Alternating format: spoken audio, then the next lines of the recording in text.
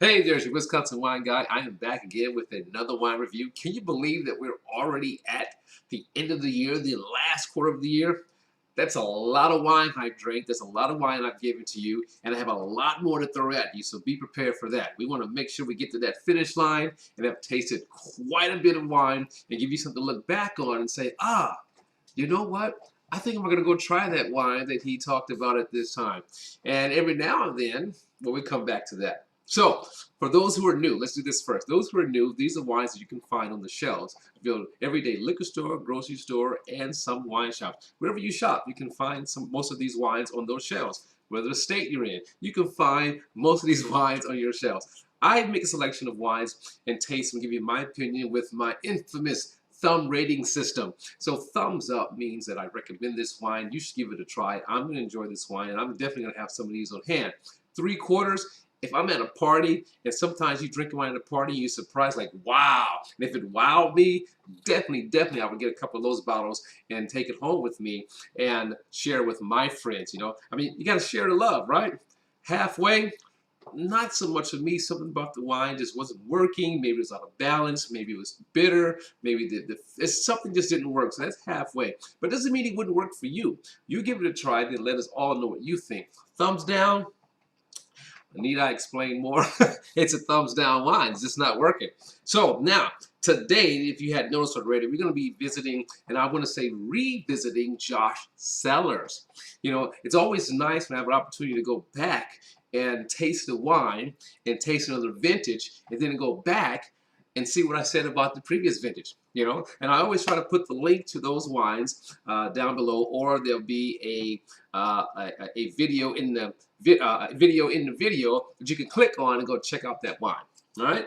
So we're going to do Josh Cellars today. We're going to be doing the Pinot Noir, and this is going to be a 2020 Pinot Noir from Josh Cellars, California.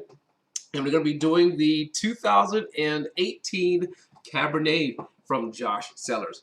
Now, so let's get this poured. You know, again, I love when I have wines, multiple wines from the same winery, because it gives me a chance to get a cross-section of what they're going for. Again, these are everyday wines, but doesn't mean because the wine said it's everyday that they're not good wines. All right? So there's our Pinot Noir. And then we're going to do our Cabernet. Haley's Corker, as usual, keeping my wines fresh. If you hadn't already picked yourself up some, pick up some of those. I like it a whole lot better than the pump. All right, so now, the Pinot Noir, this is going to be a 2020. The vintage I tasted before and rated was a 2017. On the Cabernet, the vintage, I had to write the notes on the back. The vintage that I tasted before was 2016. So let's see how they pair today. Well, I'll taste them today, give my opinion, and I'll go back and watch the video. I advise you to go do it too. So we're looking at alcohol on the Pinot Noir at 14.1%, alcohol on the Cabernet at 13.5%. Both of these are grapes that are sourced from the central coast of California. We're talking about like Santa Barbara, Monterey area. All right.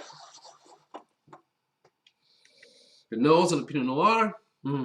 Nice. I got my notes about oaking. So on the Josh,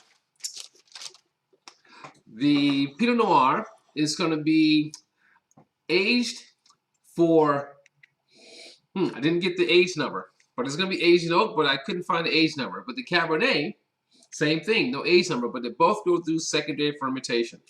But if I had to guess, it had to be at least 10 months of oak aging in each of these. That would be my guess, all right? So nose-wise, coming from California, Pinot Noir, ripe fruit, you know, dark berries, red berries. Subtle spice notes there. So I'm going to go with probably a little bit of American and French oak on the Pinot Noir. Coming with the Cabernet. Ooh, plum.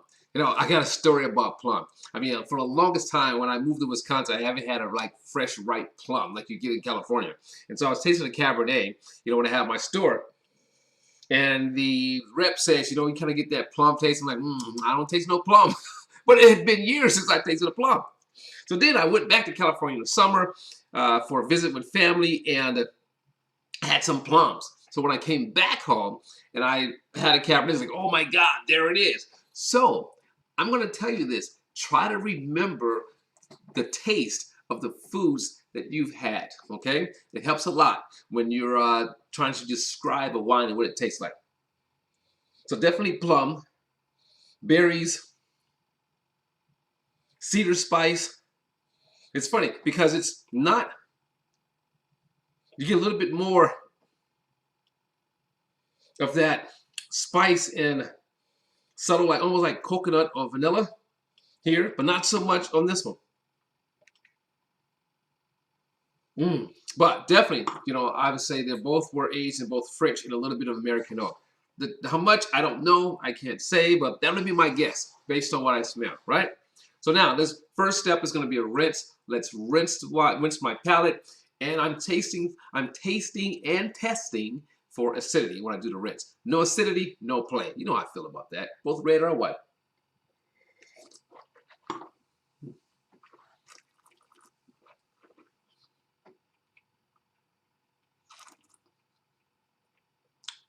Okay.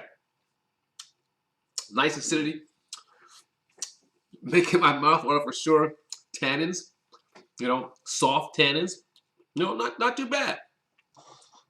Let's say there's 14% alcohol. I wouldn't necessarily get that feel at 14% alcohol. But if you drink a whole bottle, you'll feel it. Now for the rinse on the Cabernet.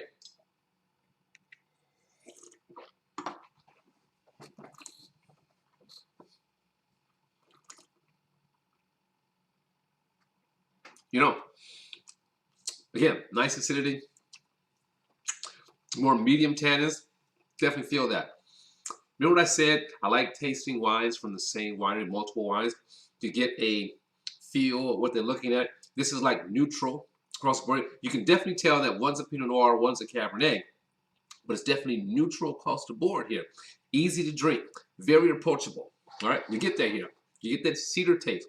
You know, you get a subtle smokiness, very, very, very, very, very slight smokiness, you know, on the finish of these. You know, so it's about equal on that part. But definitely, Pinot Noir, definitely Cabernet. I even pick up citrus notes here. And then you get that ash. Definitely pick up the ash when you take a nice, serious nose. Fruit, you know, more fruit here. And that ash is in the background, but it's definitely more fruit. Now let's give it a taste, second taste, to give my vote. We'll taste them both first, and I'll tell you what I think.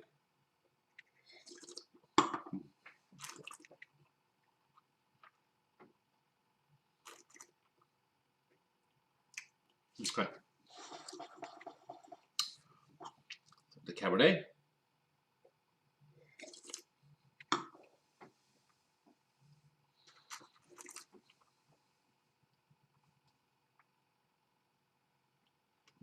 Sort of mint in the background there.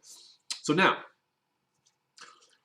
for the Pinot Noir, and maybe it's because I'm coming after this, but it's a little subtle bitter, you know, on the finish. But again, it could be because I'm going here to here. So let me do a rinse and come back to this. Let's be fair.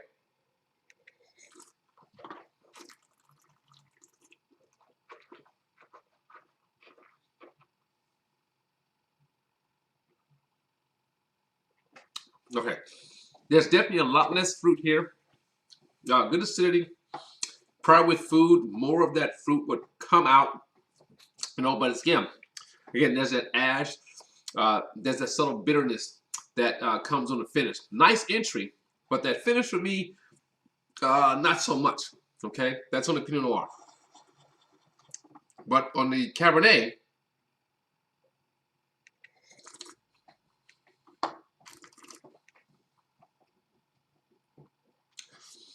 again, you get that fruit all the way through.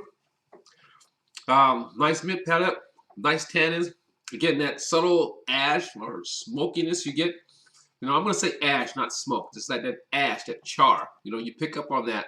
You know, you get that cedar taste, you know, on both of these. And there's, again, there's that consistency there between these two. I'm going to go one more round through.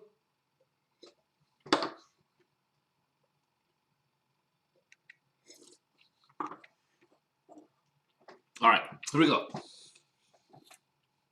I'm going to take both of these, and I'm going to say in between halfway and 3/4. Okay, I can't downgrade it because I think it's just enjoyable as an everyday drinker. But again, when you taste the same wines, same wine side by side, you get that consistency. You know, yes, I can tell it's a Pinot Noir. I can tell it's a Cabernet, but there's that ash, cedar, subtle bitterness that goes on there, you know, across the board, going back and forth. So I'm gonna go again in between halfway and 3/4, so right there in between. You give it a taste and let us all know what you think. So there you have it. So your Pinot Noir 2020 is going to be between halfway and 3/4. Your 2018 Cabernet is also going to be between halfway and 3/4.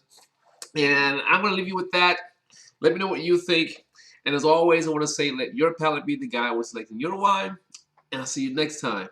Ciao.